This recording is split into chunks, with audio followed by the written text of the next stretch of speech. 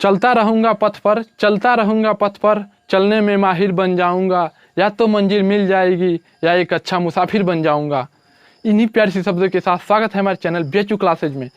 आज हम लोग होने वाला है हिंदी का दूसरा लेक्चर। कल एक लेक्चर हुआ था, बहुत ही बेहतरीन लेक्चर हुआ था, बहुत बच्चों ने उसे देखा है। जो बच्चे अभी पहला लेक्चर नहीं देखे हैं वो जाकर दूसरे लेक्चर देखने के बाद पहला लेक्चर जरूर देख लें, क्योंकि उसमें हमने कल प्रीवियस ईयर पेपर भी 10 क्वेश्चन कराया था। उसमें हमने पूरा सिलेबस बताया था हम लोग कैसे पढ़ने वाले हैं, और हम लोग का टारगेट जो है 30/30 वो कैसे पूरा होगा। 30 में 30 क्वेश्चन सही करने का टारगेट हम लोग लेके चल रहे हैं, इसीलिए आप भी हमारे साथ जुड़ जाइए और 30 में 30 सही करने का टारगेट हम लोग लेकर साथ चलेंगे। उसी क्रम में आज हम लोग सबसे पहला आज हम वीडियो लेकर आए हैं जिसमें लेखक और उनकी रचनाओं के बारे में है। बहुत ही इंपॉर्टेंट वीडियो है क्योंकि लेखक और रचनाओं से 4 से 5 क्वेश्चन पूछे जाते हैं। तो चलिए इस वीडियो को स्टार्ट करते हैं। चलिए सबसे पहले देखते हैं कि आदिकाल का नामकरण, ये बहुत ज़्यादा पूछा जाता है।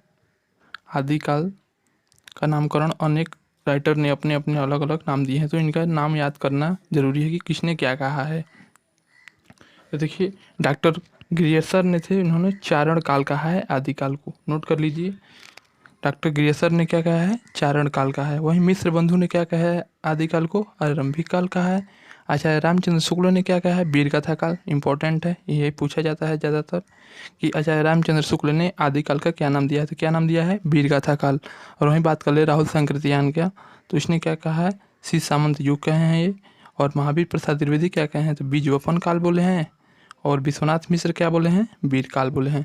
और हजारी प्रसाद द्विवेदी क्या बोले हैं आदिकाल को, तो आदिकाल ही बोले हैं। तो उम्मीद है आप सभी लोग नोट कर लिए होंगे या स्क्रीनशॉट कर लिए होंगे। चलिए अब इससे जुड़े हुए जितने क्वेश्चन पूछे जाते हैं हम चलते हैं क्वेश्चन की ओर। चलिए सबसे पहला क्वेश्चन है कि हिंदी साहित्य के आरंभिक युग को रामचंद्र शुक्ल ने क्या कहा है। तो हम लोग क्या पढ़े हैं, आचार्य रामचंद्र शुक्ल ने हिंदी काल के प्रारंभिक युग को क्या कहा है, वीरगाथा काल कहा है। ठीक, चलिए नेक्स्ट क्वेश्चन। जितना ये आंसर आप सभी लोग को उम्मीद है अच्छे अच्छे क्वेश्चन है, एक बार रिपीट कर लीजिएगा। सभी लोग तो पढ़े होंगे, सभी लोग को आ भी रहा होगा हम जानते हैं, लेकिन आ भी रहा है तभी कोई बात नहीं, अपना आंसर देते हुए चलिए एक बार आपको रिवीजन भी हो जाएगा। तो पृथ्वी रासों के रचनाकार कौन है, चंद्रवरदाई दाई। ठीक, कौन है, चंद्रवरदाई दाई। क्योंकि बहुत से बच्चे ऐसे हैं जो नहीं पढ़े हैं, इसीलिए सब लाए हम कि वो भी बच्चे अच्छे से तैयारी कर लें, पढ़ लें। देखिए कबीरदास की भाषा क्या थी, बोलिए, कमेंट दीजिए। सभी लोग देखें कितना आसान क्वेश्चन है, लेकिन देख रहे हैं कौन कौन सही जवाब दे रहा है। कबीरदास की भाषा क्या थी, बताइए कौन सा। आप लोग बहुत कह रहे हैं कि आसान आसान क्वेश्चन है, तो बोलिए इसमें कबीरदास की भाषा क्या थी, सद्धुक्कड़ी। ऑप्शन सी सही है, सद्धुक्कड़ी। ठीक, चलिए नेक्स्ट क्वेश्चन देख लेते हैं। नेक्स्ट क्वेश्चन है कि शिवा बावनी के रचनाकार हैं, बताइए शिवा बावनी के रचनाकार कौन है। शिवा बावनी के रचनाकार कौन है, भूषण है। ठीक, चलिए नेक्स्ट क्वेश्चन। इस सारे क्वेश्चन इंपॉर्टेंट है, ये नहीं कि इसमें से आप इंपॉर्टेंट छांटने लगेंगे तो फिर छट जाएंगे। 30/30 का जो मिशन है वो फेल हो जाएगा वहीं पे। तो ठीक, देखिए तितली किसकी रचना है, तितली किसकी रचना है, जयशंकर प्रसाद की। तितली किसकी रचना है, जयशंकर प्रसाद की। चलिए अतीत के चलचित्र किसकी रचना है, बताइए। अतीत के चलचित्र किसकी रचना है, महादेवी वर्मा का। ठीक, लेकिन एक चीज़ नोट रखिए, जो चारों राइटर हैं, ये चारों राइटर हैं, इन्हें क्या कहा जाता है, बताइए। ये जो चारों राइटर हैं, ये चारों राइटर छायावाद युग के स्तंभ कहे जाते हैं। पंत, निराला, महादेवी और वर्मा। इनमें से दे सकता है कि इसमें से क्वेश्चन ऐसे पूछा सकता है कि निम्न में से कौन छायावाद युग का कवि नहीं है। इसमें 3 दिया रहेगा, एक मान लीजिए आचार्य रामचंद्र शुक्ल दे देगा, तो सही ऑप्शन आचार्य रामचंद्र शुक्ल, क्योंकि वो छायावाद युग के कवि नहीं है। जो बाकी चारों हैं वो छायावाद युग के लेखक हैं या कवि हैं। ठीक, समझ में आ रहा है। चलिए नेक्स्ट क्वेश्चन देख लेते हैं। नेक्स्ट क्वेश्चन है कि पल्लव किसकी रचना है, पल्लव किसकी रचना है, बताइए। आप लोग कमेंट करके बताइए कि पल्लव किसकी रचना है। नेक्स्ट है कि चिंतामणि किसकी रचना है, तो चिंतामणि किसकी रचना है, आचार्य रामचंद्र शुक्ल की। चिंतामणि किसकी रचना है, आचार्य रामचंद्र शुक्ल की। चलिए नेक्स्ट देख लेते हैं। नेक्स्ट है कि जन्मेजय का नाग यज्ञ किसकी कृति है, जन्मेजय का नाग यज्ञ किसकी कृति है, बताइए किसकी है, जयशंकर प्रसाद की। ठीक, चलिए नेक्स्ट देख लेते हैं। नेक्स्ट है हिंदी के सर्वप्रथम प्रकाशित पत्रिका का क्या नाम है, बताइए। बहुत सभी लोग जवाब दीजिए कि हिंदी का सर्वप्रथम प्रकाशित पत्र का क्या नाम है। जो सबसे पहले हिंदी का कौन सा पत्र प्रकाशित हुआ था और उसके संपादक कौन थे ये भी बता दीजिए, ये हम बता रहे हैं आपको।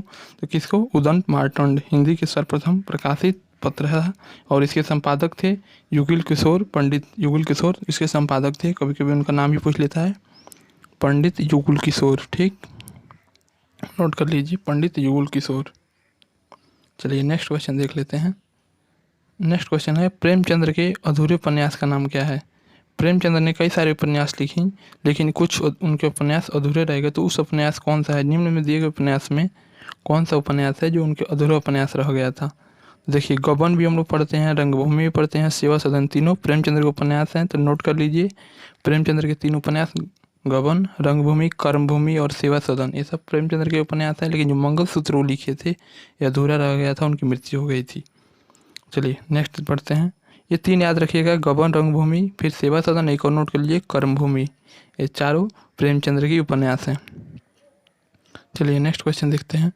नेक्स्ट क्वेश्चन है कि सुहाग के निपुर के रचयिता हैं। सुहाग के निपुर के रचयिता हैं तो कौन? अमृतलाल नागर। अमृतलाल नागर। देखिए क्वेश्चन आप लोग के नया है, लेकिन आप लोग जरूर इसे नोट कर लीजिए। सुहाग के निपुर के रचयिता हैं अमृतलाल नागर। चलिए नेक्स्ट क्वेश्चन देख लेते हैं। संस्कृति के 4 उपाध्याय के लेखक कौन है? संस्कृति के 4 उपाध्याय के लेखक कौन है? बताइए, संस्कृति के 4 उपाध्याय के लेखक कौन है? रामधारी सिंह दिनकर।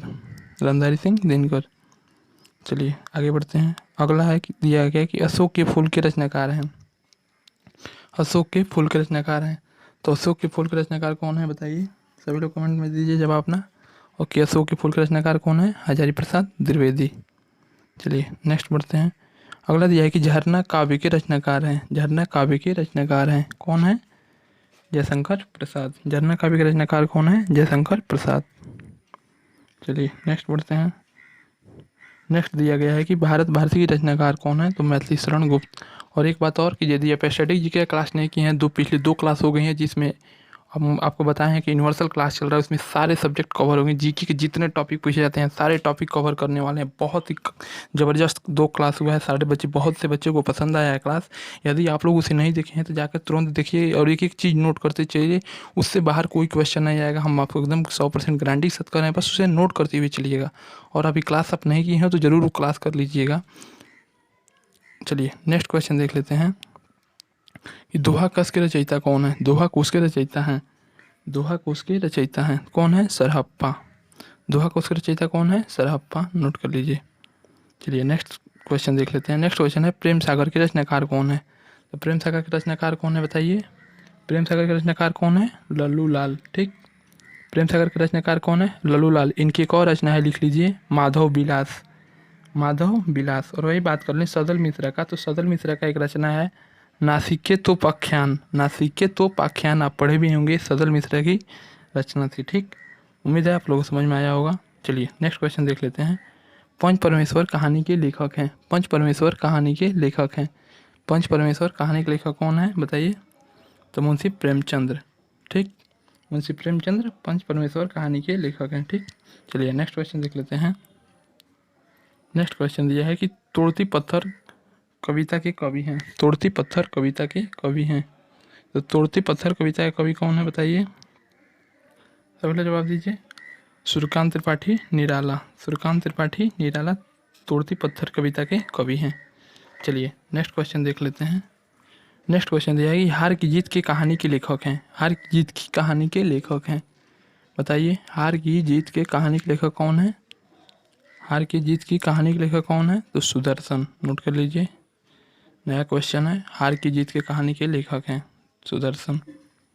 रानी केत की कहानी की रचयिता है। देखिए प्रीवियस ईयर क्वेश्चन है, ये पिछले साल BHU में पूछा गया था 2020 में। तो रानी केत की कहानी के रचनाकार कौन है? ईसा खां। ठीक, चलिए नेक्स्ट क्वेश्चन देख लेते हैं। शिव शंभू के चिट्ठे के रचनाकार कौन है? शिव शंभू के चिट्ठे के रचनाकार कौन है? बाल मुकुंद गुप्त। शिव शंभू के चिट्ठे के रचनाकार कौन है? तो बाल मुकुंद गुप्त। चलिए नेक्स्ट क्वेश्चन देख लेते हैं। रसिक प्रिया के रचयिता हैं। रसिक प्रिया के रचयिता हैं, तो रसिक प्रिया के रचयिता कौन है? केशव दास। कौन है? केशव दास। चलिए नेक्स्ट क्वेश्चन है, आंसू काव्य के रचनाकार हैं 55। जो अगला क्वेश्चन है कि आंसू काव्य के रचनाकार हैं, तो आंसू काव्य के रचनाकार कौन है? बताइए, जयशंकर प्रसाद आंसू काव्य के रचनाकार हैं। ठीक, चलिए नेक्स्ट क्वेश्चन देख लेते हैं। चंदन विष व्यापत नहीं लिपट रहत भुजंग के प्रस्तुत पंक्ति के रचयिता कौन है, बताइए।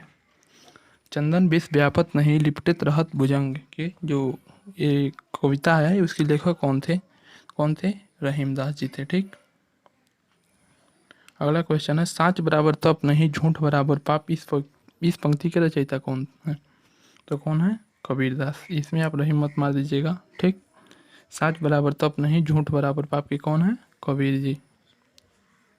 चलिए नेक्स्ट क्वेश्चन एक देख लीजिए। सबसे पहला एक है, कभी कभी आपसे पूछ देता है कि निम्न में से कौन सा अष्टछाप की कविता नहीं, अष्टछाप की कवि नहीं। तो अष्टछाप की कवि थे 8 कवि थे, जिसमें गोस्वामी विठलनाथ, सूरदास, कुंभनदास, कृष्णदास, परमदास, गोविंद स्वामी, चित स्वामी, नंददास और चतुर्भुजदास, सभी 8 कवि थे।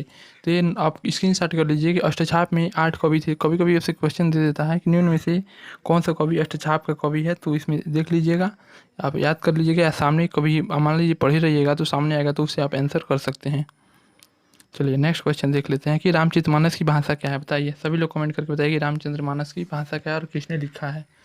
रामचरितमानस किसने लिखा है और फिर उसकी भाषा क्या है, सभी लोग बताइए। तो क्या है? अवधी। रामचरितमानस की भाषा क्या है? अवधी। और लिखा किसने है? तो तुलसीदास ने। ठीक। चलिए नेक्स्ट क्वेश्चन देख लेते हैं। नेक्स्ट क्वेश्चन है, भूषण किस रस के कवि थे? तो भूषण जो थे वो किस रस के कवि थे? वीर रस के। चलिए नेक्स्ट देख लेते हैं, रामचरितमानस में कितने कांड हैं, बताइए। रामचरितमानस में कितने कांड है? हम आपको ऊपर छोड़ दे रहे हैं, आप एक जरूर कमेंट करके बताइए कि रामचरितमानस में कितने कांड है। ठीक। नेक्स्ट और लास्ट, आज का लास्ट क्वेश्चन है कि हिंदी पत्रिका के कादम्बनी के संपादक कौन थे? हिंदी पत्रिका कादम्बनी के संपादक कौन थे, बताइए आप सभी लोग। तो राजेंद्र अवस्थी जो थे वो कादम्बनी के संपादक थे। उम्मीद है सभी क्वेश्चन आप लोगों को बहुत अच्छा लगा होगा, बहुत इजी भी लगा होगा। तो इसलिए हम हिंदी लेट कर रहे थे कि हिंदी तो ऐसे भी आसान है, जो एक बार आप यदि पढ़े भी होंगे पहले से, तो हम रिवीजन टाइप एक करा रहे हैं। एक तरह से आपकी रिवीजन भी हो जाएगा, जो नहीं पढ़े हुए हैं उनके लिए एक तैयारी भी हो जाएगा। तो उम्मीद है आप सभी लोग को अच्छे से समझ में आया होगा, वीडियो बहुत अच्छा लगा होगा आप लोगों को।